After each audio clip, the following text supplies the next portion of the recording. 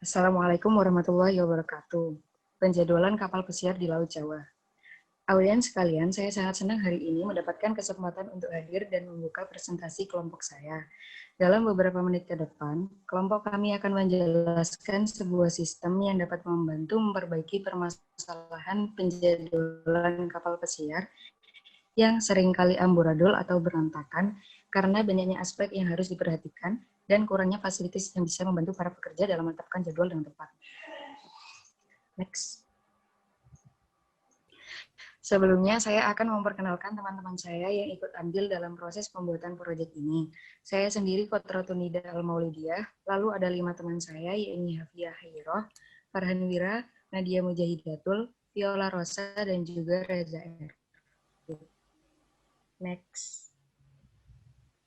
Kapal pesiar sendiri merupakan salah satu alternatif pilihan transportasi dengan tujuan yang jauh. Dengan harga yang relatif lebih murah dan hiburan yang menarik, kapal pesiar seharusnya dapat menarik banyak perhatian masyarakat untuk dijadikan solusi utama dalam berpergian. Namun dalam pengelolaannya, kapal pesiar memiliki berbagai jenis kendala. Salah satunya adalah faktor cuaca yang akan berpengaruh dalam pelayaran kapal pesiar. Selain itu, hal ini juga dapat mengganggu kenyamanan dan keamanan penumpang dan tentu juga akan menjadi pertimbangan kembali oleh para pengunjung untuk menggunakan layanan transportasi kapal.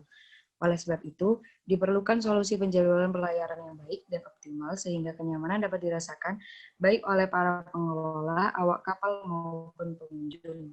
Di sini kami telah meneliti beberapa faktor yang relevan dan menjadikan Laut Jawa sebagai contoh penting dalam penelitian kita, sehingga di akhir presentasi diharapkan Bapak dan Ibu dapat memahami solusi dari apa yang telah kita ciptakan guna mengatasi berbagai permasalahan yang telah kami jabarkan. Langsung saja presentasi ini kami mulai. Jadi, bagaimanakah cara mengoptimalkan penjadwalan kapal pesiar di Laut Jawa? Silahkan Nadia untuk menyampaikan latar belakang permasalahan. Baik, saya akan menjelaskan tentang latar belakang. Kapal pesiar merupakan salah satu alternatif pilihan untuk beristirahat dari pekerjaan dengan berwisata. Dengan harga yang relatif lebih murah, kapal pesiar menawarkan banyak kelebihan untuk berwisata, seperti fasilitas yang lengkap, serta layanan dan hiburan yang menarik. Namun dalam pengelolaannya, wisata kapal pesiar ini memiliki beberapa kendala. Salah satu kendala yang paling berpengaruh dalam pelayaran kapal pesiar adalah cuaca. Ada kalanya di saat akan berlayar, cuaca sedang buruk seperti terjadinya angin kencang dan gelombang yang tinggi. Cuaca yang buruk ini dapat mengganggu jalannya pelayaran, mengganggu kenyamanan dan keamanan pengunjung, serta membahayakan seluruh penumpang kapal pesiar, baik pengunjung maupun awak kapal, karena dapat menyebabkan kecelakaan. Namun sering juga saat cuaca sedang baik, justru tidak ada pengunjung yang akan dengan kapal pesiar ini. Ini tentu saja menjadi suatu penting bagi pengelola agar kapal dapat berlayar saat cuaca sedang baik dan juga terdapat cukup banyak pengunjung, sehingga keuntungan yang dihasilkan akan lebih banyak. Untuk itu, diperlukan suatu solusi penjadwalan yang baik agar pelayaran kapal pesiar ini menjadi lebih optimal. Next.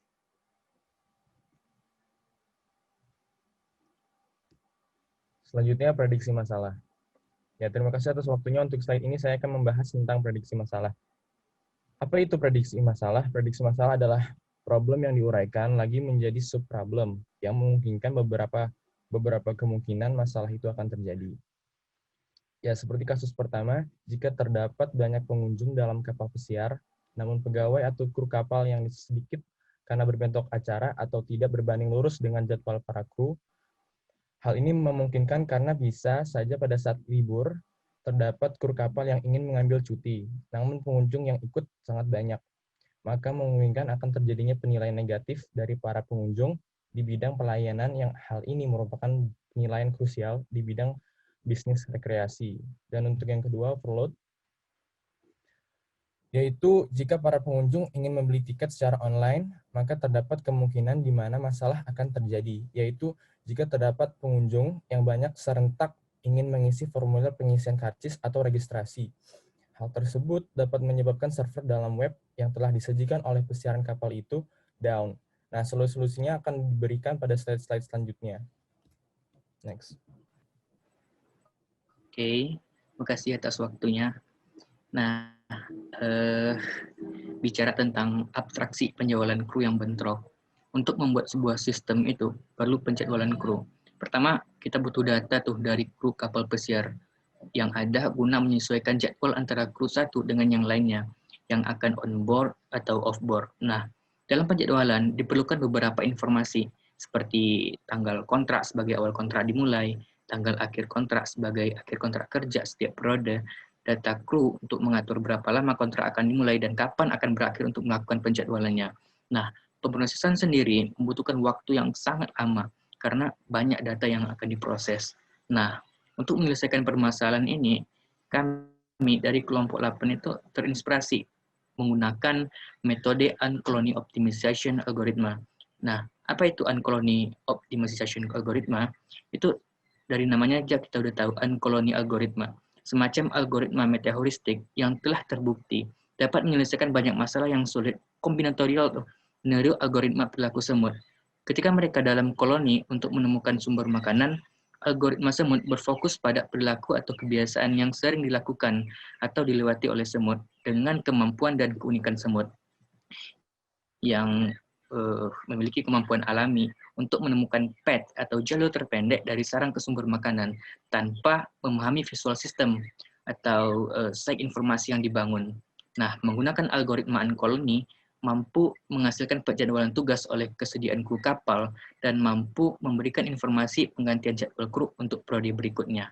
Nah, terus kita kan udah dapat data dari kru kapal nih. Kita kelompokin data tersebut sesuai file kayak pangkat, kontrak, dan lain-lain. Terus datanya kita masukkan ke sistem dengan algoritma Uncolony tadi, biar sistemnya bisa mengakses. Nah, setelah diproses menggunakan metode algoritma Uncolony, maka akan memasuki report yang berguna untuk media pengolahan atau penyimpanan hasil penjadwalan yang lebih bagus, sehingga tercipta sebuah output berupa pengisian form tiap kru kapal dalam bentuk portable document format. Gitu. Next. Berikutnya adalah pemodelan data. Definisi pemodelan data atau yang biasa disebut data modeling adalah proses menghasilkan diagram deskriptif hubungan antara berbagai jenis informasi yang akan disimpan dalam database. Pemodelan data dari penyelesaian masalah jadwal kru yang bentrok dapat dilihat di sini. Ada 3 entitas yang tersedia, yakni kru, kontrak, dan title atau pangkat. Untuk atribut dari entitas kru ada NIP, alamat, nama, nomor telepon, dan kontrak. Lalu, atribut entitas kontrak ada ID, awal kontrak dibuat, dan berakhirnya kontrak, serta NIP krunya. Atribut entitas title atau pangkat ada bellboy, sailor, clerk junior, leader steward, GPS sanitation, wiper, asisten personal cook, BLD steward, dan galley steward. Nah, relasi dari masing-masing entitas dapat dilihat. Kru dengan title adalah kepemilikan. Kru dengan kontrak pun kepemilikan. Maksud di sini, kru mempunyai pangkat dan kontrak. Berikutnya, penggunaan kardinalitas kru title dan kru kontrak adalah one-to-one. Next. Jadi ini adalah pemodelan flowchart dari permasalahan bentroknya jadwal kru. Pertama, diinput data kru, pangkat kru, dan kontrak kerja kru. Lalu dilihat apakah kontrak kerja masih berlaku atau tidak. Jika tidak, maka stop. Jika iya, lalu dilakukan penjadwalan hari. Dan dilihat apakah pangkat kru yang dibutuhkan sesuai dengan hari tersebut. Jika tidak, maka dilakukan penjadwalan hari ulang. Jika iya, maka penjadwalan hari di-print, lalu selesai. Next. Nah, faktor kedua yang tidak kalah pentingnya yakni overload data. Overload data sendiri maksudnya adalah ketika terjadi pembeludakan pengunjung dan banyaknya calon penumpang yang memesan tiket, membuat server atau admin pemesanan tiket crash sebab terjadi overload data yang disubmit. Dalam mengatasi hal ini diperlukan penambahan web server agar server dapat menerima dan menyimpan lebih banyak data dan melakukan kerjanya lebih cepat dan akurat, sehingga tidak merugikan kedua belah pihak, yakni admin pengelola dan server calon penumpang. Proses kerja web server adalah dengan meningkatkan kinerja server dengan penerapan sistem clustering atau pengelompokan data sehingga memungkinkan data yang diperoleh untuk diolah dan di-share ke dalam beberapa komputer. Namun, semua hal itu tidak perlu ikut diekspresikan karena hal yang perlu kita kontrol cukup bagaimana performansi penerapan algoritma yang telah ditentukan, yakni algoritma round robin, dengan mengamati penekanan parameter seperti throughput, response time, reply connection, hingga error connection. Jadi pada akhirnya diperoleh algoritma penjadwalan terbaik untuk optimalisasi metode clustering. Selanjutnya pemodelan dari problem ini akan disampaikan oleh Hafia.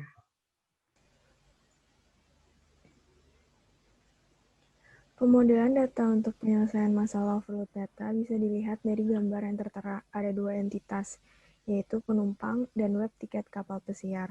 Untuk atribut dari penumpang, ada alamat, ID, nomor telepon, dan nama. Dan atribut dari web tiket kapal pesiar, ada halaman untuk membeli tiket kapal, halaman yang menampilkan informasi, dan beranda. Kedua entitas ini mempunyai relasi register atau daftar.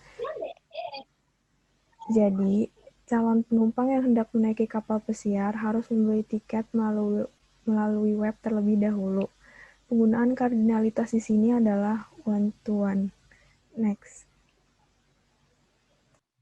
Berikut adalah flowchart data dari subproblem overload. Ya, jika dilihat, para pengunjung akan masuk ke web, dan jika web itu dapat diakses, maka akan lanjut ke plan selanjutnya. Jika tidak, maka web tersebut akan secara cepat diperbaiki oleh kapal pesiar. Selanjutnya, jika para calon penumpang dapat memastikan bahwa web tersebut tidak error, jika error, itu disebut namanya overload. Apakah web itu server atau tidak, penuh atau tidak. Jika tidak, maka akan kembali lagi ke web tersebut. Jika iya, meningkatkan dan mengoptimalkan web server tersebut oleh kapal pesiar, oleh admin dari kapal pesiar. Selanjutnya, jika apakah sudah berhasil, tiket tersebut dapat dicetak.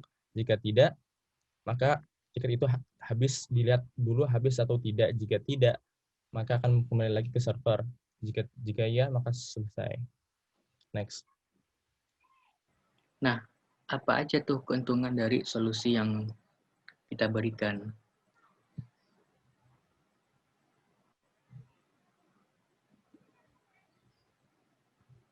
Next. Nah, pertama, mengenai penjadwalan kru kapal.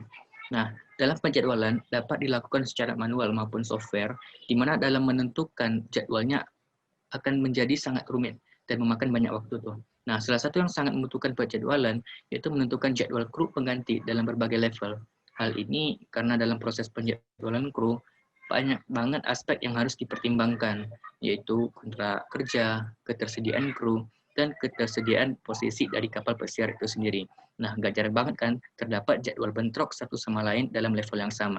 Nah, berdasarkan hal tersebut, menggunakan algoritma koloni dan pola pikir komputasi yang udah dijelasin tadi, kita bisa mendapatkan jadwal yang efektif dan optimal. Dengan kata lain, ya kru on board, kru pengganti, dan kapal pesiar tidak mengalami jadwal yang bentrok. Nah, untuk subproblem yang kedua, yaitu overload data. Pada zaman sekarang ya, internet menjadi suatu kebutuhan yang sangat penting bagi seluruh lapisan masyarakat di dunia.